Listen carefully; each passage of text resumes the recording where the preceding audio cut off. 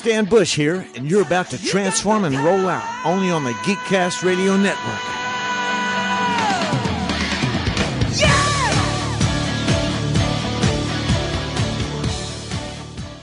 Hey, it's Jesse Rass here, and you've made the great escape into comics by jumping inside the pull bag today. Catchphrase. You've just jumped inside the pull bag. Join TFG1 Mike and the rest of the comic crew here at the GCRN as they make their great escape into comics. From DC, Marvel, and Image to IDW, Boom Studios, and Zenescope, we have everything right here. We cover things like Transformers, He-Man, superheroes, TMNT, and Radiant Black. Yeah, we have all that and so much more. It's all inside the pull bag here on the Geekcast Radio Network. So, without further ado, it's time to talk about the comics we're reading right now, here inside the pull bag. You've just jumped inside the pull bag, which is crossing over with all things Transformers. I am, of course, TFG1 Mike, and normally you don't hear my voice first in the ATTF side of things, but since this is the pull bag, here we are. Today, I introduce Steve Megatron to the Skybound Entertainment Transformers comics. Hi, Steve. How are you? Yo, yo, yo. That didn't answer the question. Put your yo-yo away. I am doing well, but some Autobots and Decepticons are not new. Yeah, it's a little rough, isn't it, in there? Especially the humans. Yeah, well, we'll get into that. Let's say this. The humans are, I don't know. They're caught in the middle, aren't they? Today we will be discussing Volume 1, Robots in Disguise from Skybound, which collects issues 1 through 6 of the ongoing Transformers series. But for me, this is kind of a refresher course, because, man, did I forget half this crap. But I've been recording and reviewing the Energon universe with Jesse, a.k.a. Matrix Prime, for the last almost 3 years on his podcast, Another Comic Review, since the Energon universe debuted back in 2023. And yeah, so for those that do and don't know, I had carpal tunnel and ulnar nerve surgery done on my left arm, which, as I've mentioned before on other podcasts, I have cerebral palsy on my right side, so my left arm is the only good one I can use. Yeah, well, last year that needed to have some work done on it, apparently. And, yeah, I couldn't really do any editing. I could basically just beg people to have me on their podcast and just show up and do I could do the reading, I could do the watching, I could listen to whatever, and just show up and talk and not have to worry about doing any of the actual work for once. Joke's on me.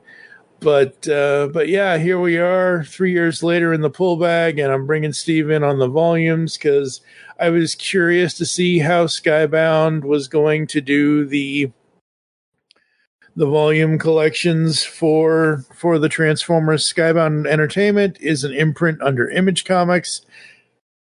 Here inside the pull bag, we've done a ton of Image Comics stuff over the years, like Radiant Black and Cowl and a bunch of other stuff.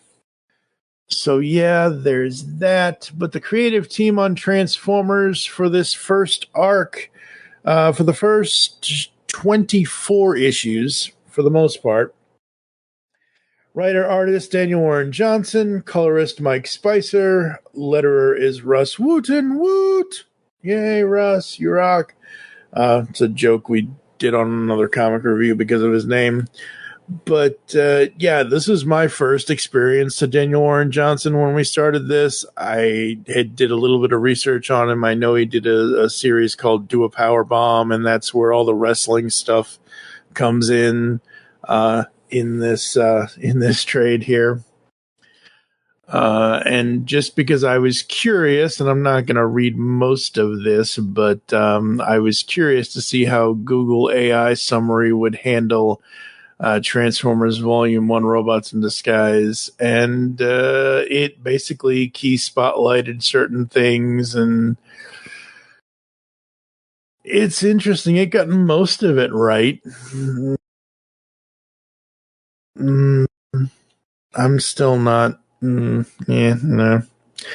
But I do have a lot of my notes and whatever else. But more so interesting, folks, is what Steve thinks of this stuff, because you guys can go over and listen to the last 3 years of another comic review. I'm pretty sure I can pull up and link to the first 6 individual issues, or the 6 individual episodes where Jesse, Ryan, and I reviewed these specific issues. But what were your thoughts reading this? So I, to be quite honest, I wasn't sure what to expect going into it. Just from the fact that I never even attempted.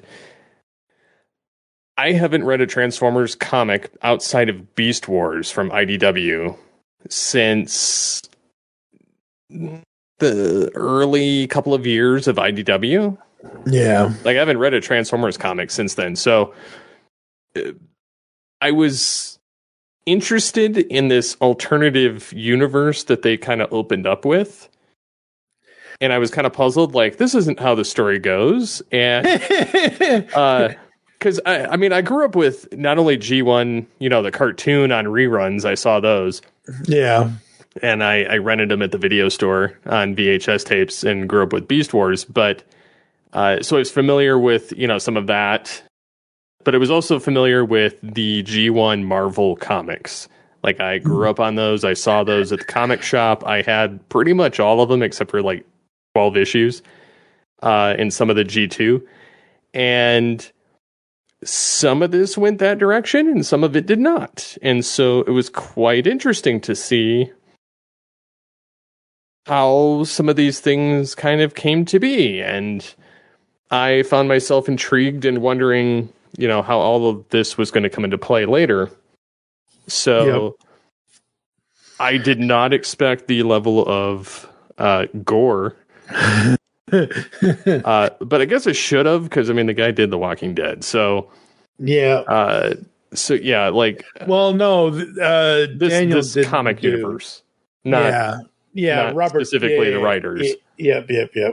But yeah, so I was a little bit confused and kind of going, oh, what's going on here? And then I was like, oh crap, I would not want to be a human in this universe. Granted, Marvel also didn't quite go this level, but they did paralyze people and torch them to a crisp and put them in, exosuits and all kinds of other crazy stuff. So there's a little bit of a difference, but it's just, modern writing and stuff compared to back in the day, what had happened. But yeah, I don't know. I was surprised by a lot of the characterizations, a lot of the random stuff that was kind of happening, and the way that they cobbled some of the Transformers. And yeah, it was quite interesting though. Yeah, for me, what is interesting on this rereading through this, first of all, like I mentioned, when Jesse, Ryan, and I did these as single issues, we only did them as single issues. This is the first time I've looked at it in trade paperback. And again, not saying, I'm just making a statement here. Most of the time when I read trade paperbacks from any company, could be anybody, DC, Marvel, IDW, whatever, they each have a specific type of format where they will split the issues up so you can tell where one issue begins and the other issue ends. And as you go along and go forward. So you kind of have a story break, and you also get to see, like, specifically comparing apples to oranges, the previous license holder to the current license holder, IDW, would do cover breaks. So at the end of one issue, you would see a variant cover. The next issue, you would see the cover of whatever that issue is. Skybound doesn't do that. Skybound it opens it up with book 1, volume 1, whatever it is, and you just go through the whole thing. I literally had to sit on the TF Wiki page to make sure I remembered where the actual stopping point was from issue to issue, because how I took my notes for this recording was I broke it down by the 6 issues, because what surprised me was out of the 6 issues, issue 3 and 4 are where most of my notes are. Issues 2, 5, and 6 are where my least amount of notes are. So that was interesting to me. But yeah, the formatting for the trade paperbacks for Skybound, they just want you to read the whole book, which I get. I understand that. But even just putting and I didn't notice it this time, first read through, maybe I'll look through it again really quick, but I'm pretty sure there are no markings at the end of when that first issue ends. There's nothing to delineate. I didn't know where one issue started and the next began. I was like, no, there isn't. That's why I had to go back and I had to go to the TF Wiki, and I literally read the last point of the synopsis, and I'm like, oh, I know where that is in the book. Okay, cool. Which I guess technically, if you want to read this as a whole book, that works. As a whole story that is uninterrupted, that's great. But again, I don't know. It is what it is. But for me, as someone who usually breaks these down issue by issue for taking notes for a podcast, it was a little unhelpful. And Daniel Warren Johnson had said in interviews leading up to this and right after the first issue had been published, that it was his dream to create his own version of Generation 1. And it is his own version. And he had said that he grew up with the toys, grew up with the cartoon, grew up with the Marvel comics, but he was more so into the cartoons. So in that first issue here, you see that it feels familiar, like we know kinda, but oh no, he changes it up a lot, and that's good. So we don't just feel like it's the cartoon in comic form. I actually think it's kind of cool and funny seeing Transformers doing wrestling moves. I don't think I've ever seen that before. It was quite humorous, actually. Prime doing, like flipping the Decepticons over his back. Yep. And I was like, okay, he really took him out. Yep. Yeah, Optimus Prime's FU or AA's Skywarp, that was crazy. That happens in issue 3. That was nuts. I like Daniel Warren Johnson's writing in this story. I think the writing is good. I like the art in this first arc for the most part. I like his art throughout most of his run, but towards the tail end of the run, I kind of got tired of him at the very tail end. Like by issue 17 or 18, I'm like, okay, what's next? So we'll get to that eventually. Not today, though. I do like Spike and Carly here in this, but I feel like they were kind of throwaways. Like Carly was more of a character than Spike, and Spike spent most of it out of commission. Yeah. And Sparkplug they called Sparky. Yeah, that's fine. Go ahead. I was going to say his whole arc is rather strange in this one. I mean, they gave him a totally different vibe. Yeah. That's good, though. Yeah. Well, how he went out was different. Yeah. Well, it's been 3 years. I think we can spoil it at this point. He became one with the Matrix. He became one with the Matrix. And I'm like, wait, what?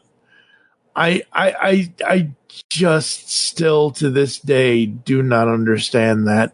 And I still don't understand. And I took more of a note of it now versus 3 years ago. How is he going to open the Matrix to save Spike when he ain't got no other arm?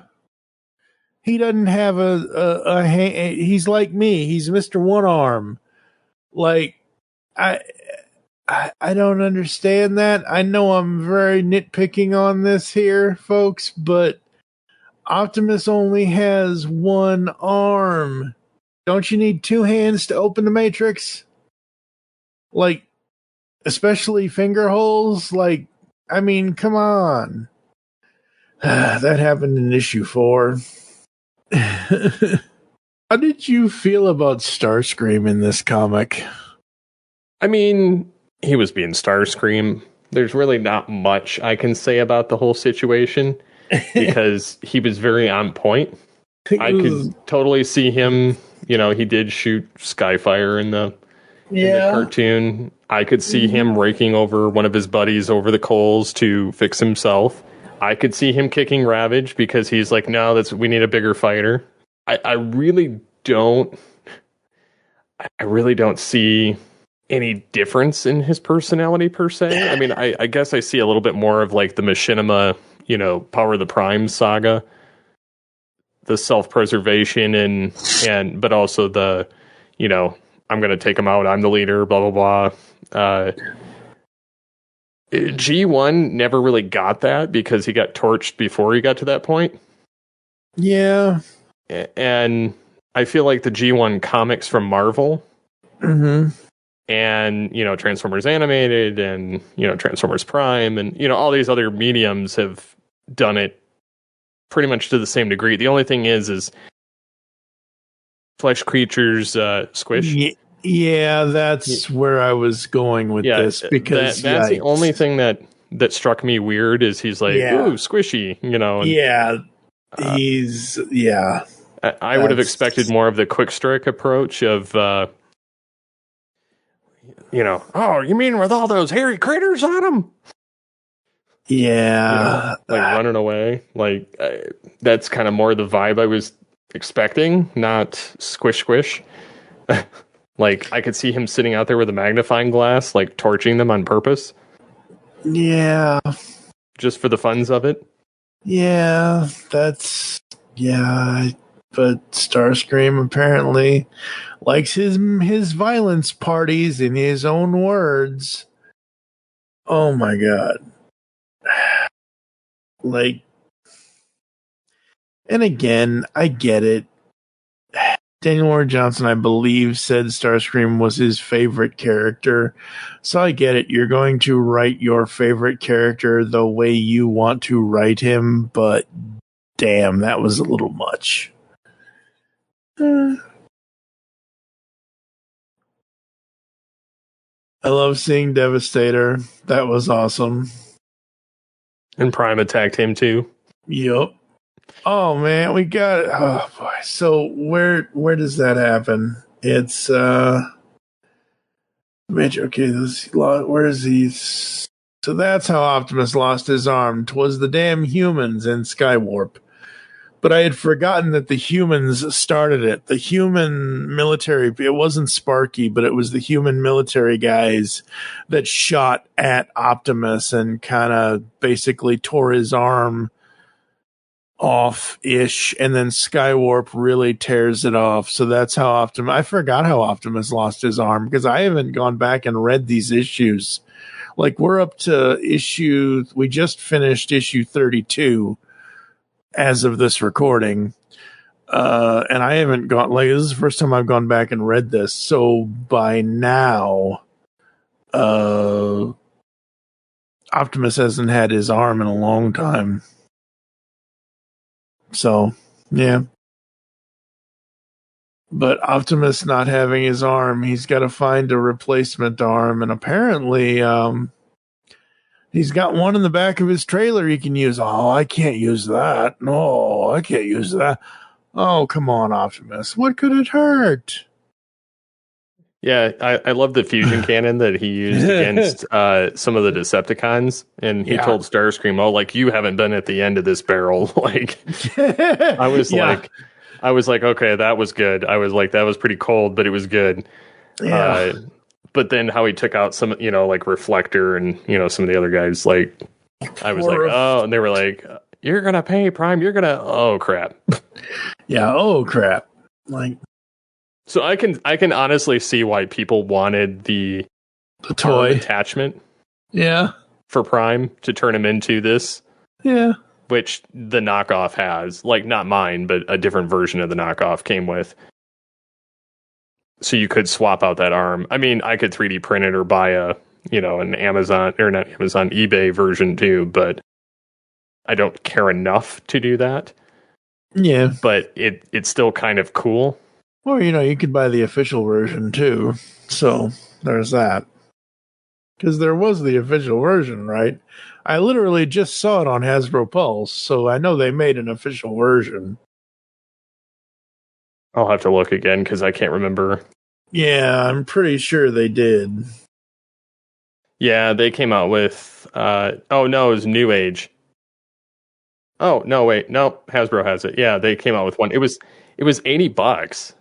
Yeah, that's probably why you went looking for a knockoff.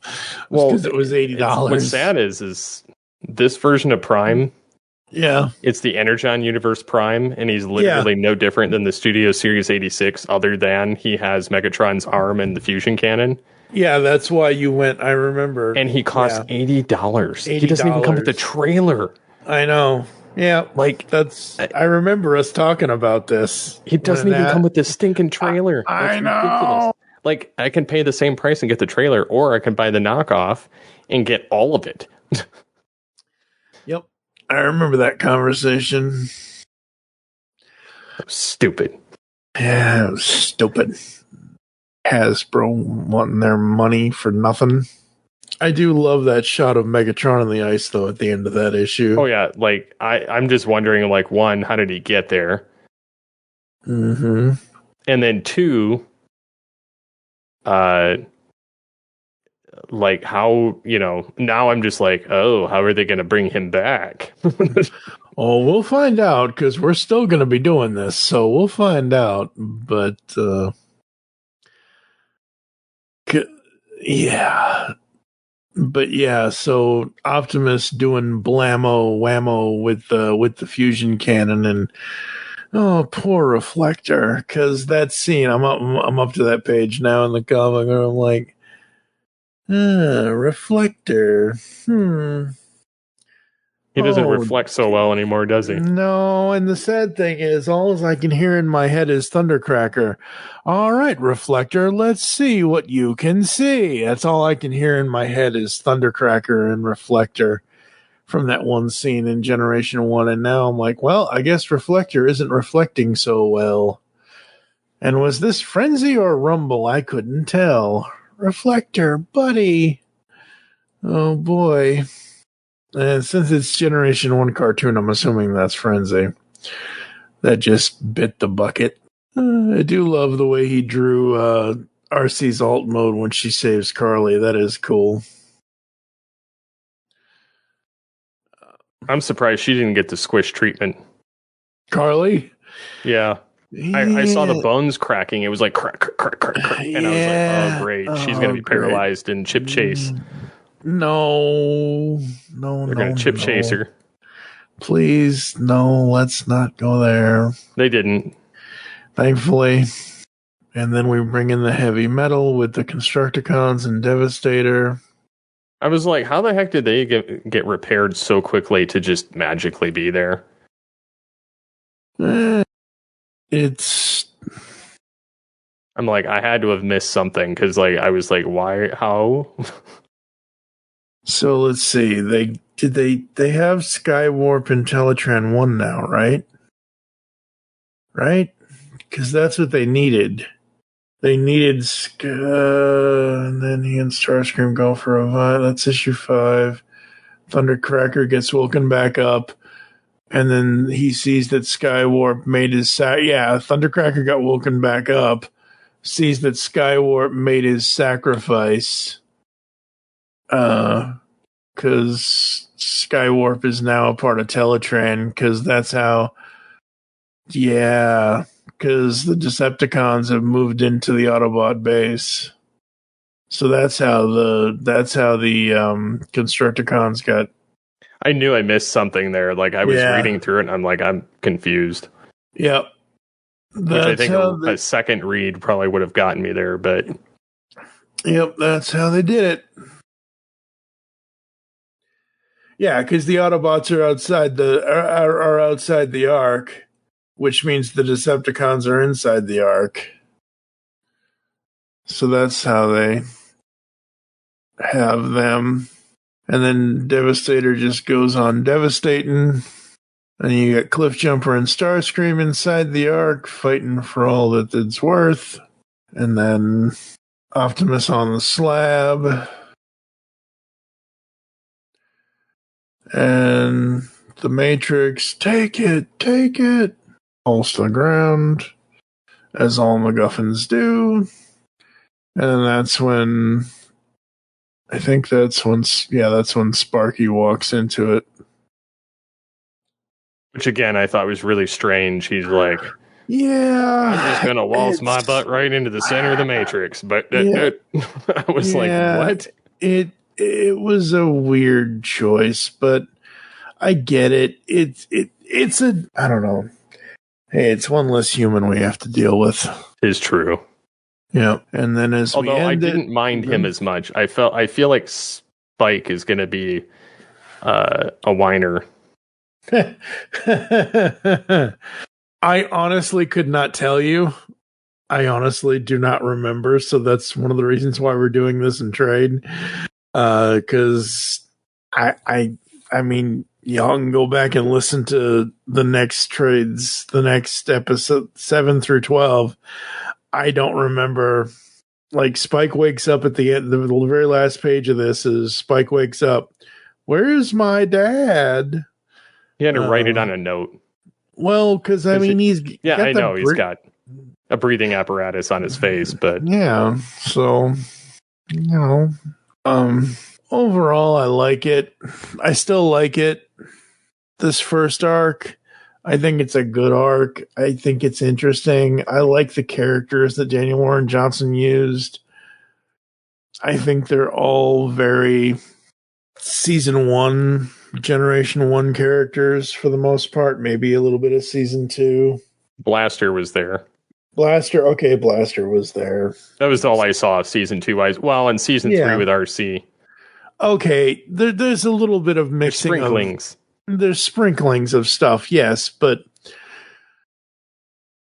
for a Generation 1 comic that is new to this generation of Transformers fan, 2023 to 2026, whatever, however you want to say it, I think this is a good retelling of Generation 1 in his own style, in his own art style and writing style.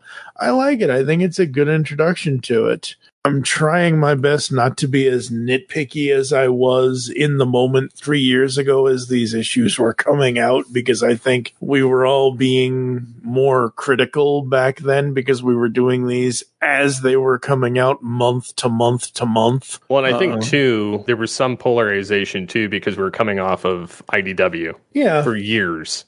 Yeah. Like, I wasn't the biggest fan of it, so I didn't care either way. But now that this has been out, numerous trades later, I'm like, maybe it's time. Well, and plus I was going to have you do it anyway, because we're going to do a lot of that. Well, I got my buddy Eduardo is doing the G.I. Joe stuff with me, and you and I are going to do the Void Rivals and then this too. So, because you're a sci-fi guy, I'm on the edges of sci-fi as I'm learning with a few other things, but I really like Void Rivals, and I think you'll like it too. It's wholly new characters with a little bit of Transformers here and there, not much. It's like You want to talk about season 3 Transformers? Well, that's where season 3 lies, is in Void Rivals. But yeah, no, Transformers Volume 1, Robots in Disguise, Daniel Warren Johnson, Mike Spicer, Russ Wooten. This time around, I really dug it. I thought it was really well done. I don't have as much criticism as I did 3 years ago. I would recommend it to people. Are we itching to read the next volume now? I would say so, just because, again, I was pleasantly surprised. Did this keep your interest throughout it? Were you, like, captivated throughout it? Did you want to put it down, or were you anything? I was captivated. I didn't want to put it down. I actually got distracted numerous times by other stuff, and I was like, crap. It's like, come on. Come on. Give me a break. Yeah, it was I was interested in seeing where it was going to go. Yep. All right. 0 to 5 with half points on the Geek Meter. What are we going to give Transformers Volume 1 Robots in Disguise from Skybound Entertainment? I can't give it a perfect score, but I'll give it a 4 out of 5 just because the robot squishing stuff, and I felt like some of the dialogue and the way that the MacGuffins of Prime constantly like, can I throw the Matrix at it? Those kind of grated on me, but otherwise, like, I felt like it was pretty good. Yeah, I'm right there with you. 4 out of 5. Really good. So that's where we are on that. This is Volume 1, as I mentioned. We're going to take a quick podcast ad break. Here's some podcast ads and some other stuff. We'll come back to close the show right after this. The time for the battle approaches. Autobots, transform! Roll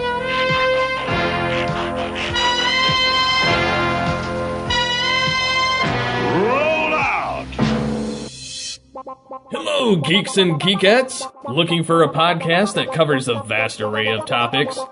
Then check out Altered Geek Unleashed, where we discuss our thoughts on this week's geeky news, tech, gaming, television shows, movies, cartoons, comics, and more. So, get altered, get geeky with the Altered Geeks. Every Friday on the Geekcast Radio Network.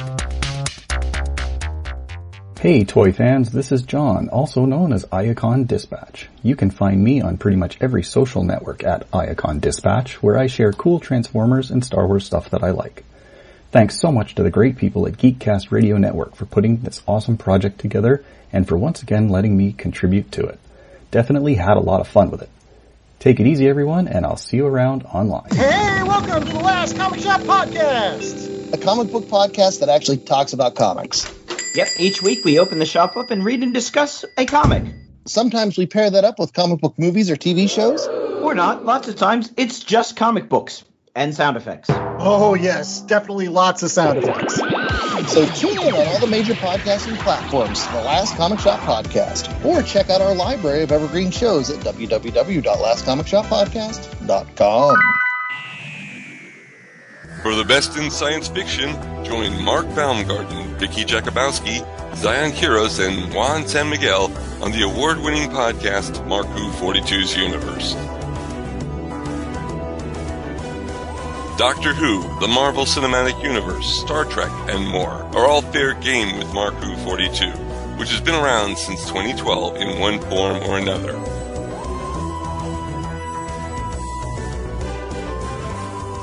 Marku 42's Universe is proud to be a part of Geekcast Radio Network, the best place to get your geek on.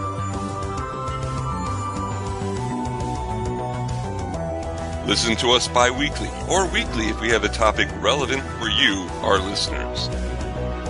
Marku 42 on Geekcast Radio Network, a match made in a galaxy near you. Are you in need of what the heck did I just listen to? Are you in need of a laugh at the expense of the internet? Boy, do I have a treat for you. Here at Lyrically Audacious, we turn just about anything into music. Visit us now at youtube.com/@symbol lyrically audacious, all one word. So swing by, have a laugh. Stay lyrical, stay audacious, here at Lyrically Audacious. Grab your helmets because it's time to assemble Mask. Mask Mayhem is here with your hosts TFG and Mike, Optimus Solo, and brand new host Toon Master Tim. This podcast covering all 75 episodes of Mask will feature in-depth analysis of every episode, talking the toys, and more. Mask Mayhem will run 30 podcast episodes. You can find us on iTunes and www.geekcastradio.com. So get your spectrums ready, as podcasting is the ultimate weapon. What's up, folks? My name is Mike, and I am the host of the Mike Seibert Radio Podcast, your favorite Transformers adjacent podcast, and I've got 60 seconds to tell you all about my show. Good thing I've got a catchy theme song to do most of the work for me. Mike Seibert Radio, we talk about stuff and things, lots of guests in-depth interviewing. Mike Seibert Radio, it's nobody's favorite show. Movies, comics, video games, and TV. I also talk about the Transformers the movie about as much as I talk about Boba Fett. My guests are independent artists who tell their stories and give terrific advice about pursuing your creative interests, and I encourage you to do the same thing, even if I can't take my own advice. Brevity is not my first best strength, but you could subscribe to Mike Seibert Radio on most podcast apps so you never miss an episode. Make good choices. It's time for Mike Seibert Radio.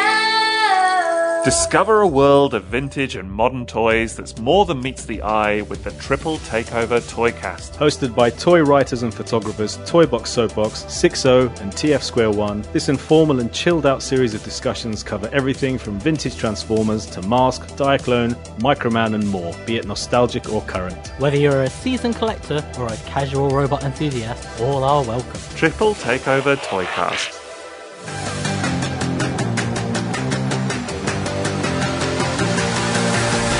Hi, welcome to Up Nerd. What is Up Nerd? Up Nerd is a podcasting network of shows hosted by me, The Uneven Flow. People have told me I like to talk at them about a pretty wide range of topics, comics, games, movies, books, whatever, and now I'll be able to talk at you. Along with the weekly show will be 2 bi-weekly shows. First we have Find You Pick, a show where one host picks a movie, then both hosts have to watch it. Then the next episode, the other host picks the movie. Each show will have a breakdown of why it is that movie was picked by that host, after which will be a discussion about what it is we just watched. Lastly, we have the show Top 3, Bottom 3. Similarly to Find You Pick, one host picks a television series, and the next week, the pick alternates to the other host. Here, the episodes of the show are chosen by the top 3 episodes and the bottom 3 episodes, as rated on imdb.com. Yes, this is probably the worst way to watch and review a television show, and yes, that's the idea. On our shows, I'll detail out how you can suggest things for us to watch. You can reach out and talk with the hosts, and maybe even appear on an episode. I hope you'll join me for this exciting new podcast adventure. I swear we're going to make it more than 8 episodes. On the Simplistic Reviews podcast, we talk movies. We talk TV. We talk... Hello, Julie, what the heck are you doing? Trying to make our spots sound more exciting by adding explosions. Yeah, I'm pretty sure you could have got the point across with sound effects, not the real thing. Car. Download the show on iTunes or at simplisticreviews.blogspot.com. I'm sure your insurance company will cover that. No, they won't. No, they probably won't. All right, folks, that's going to do it for this episode of The Pull Bag, which is crossing over with all things Transformers. Any final thoughts, sir? No, I was quite surprised that I actually took interest into it. Because again, like I said, I haven't had an interest in Transformers comics. I mean, I've had a passing interest in this one. Yeah. But still. Yeah, I mean, it's a really good comic. And I think certain things will pique your interest here and there. And I think overall the Energon universe 3 years in is it's in a, for the most part, good place. I think you're going to like Transport to Oblivion, which is the next trade, which is what we'll be covering next time. Any social media stuff you want to give out? People can find me on the Twitter or X at SCP-21. Who names a thing a letter anyway? I don't understand that. You can also follow at Geekcast Radio. I am at TFG1 Mike on Twitter as well. Next time, episode 585 of the Pullbag, Skybound Entertainment's Transformers Volume 2, as I mentioned, Transport to Oblivion. For now, I am TFG1 Mike with Steve Megatron. You'll hear us back in... That's not the right damn thing. Make your great escape into comics, and we will catch you next time. You've just heard the latest episode of The Pullbag, the GCRN's first comic review and discussion podcast. There are several ways to get in touch with us and leave feedback for the show. You can visit the website, geekcastradio.com, where you can comment on the episode and all of our different podcasts. You can rate and leave a review for the show on iTunes. Be sure to leave us feedback. Become a fan of us on Facebook, facebook.com/thepullbag. Send us an email, feedback at geekcastradio.com. Follow us on Twitter at thepullbag and at geekcastradio. So until next time, make your great escape into comics and unleash the geek in you.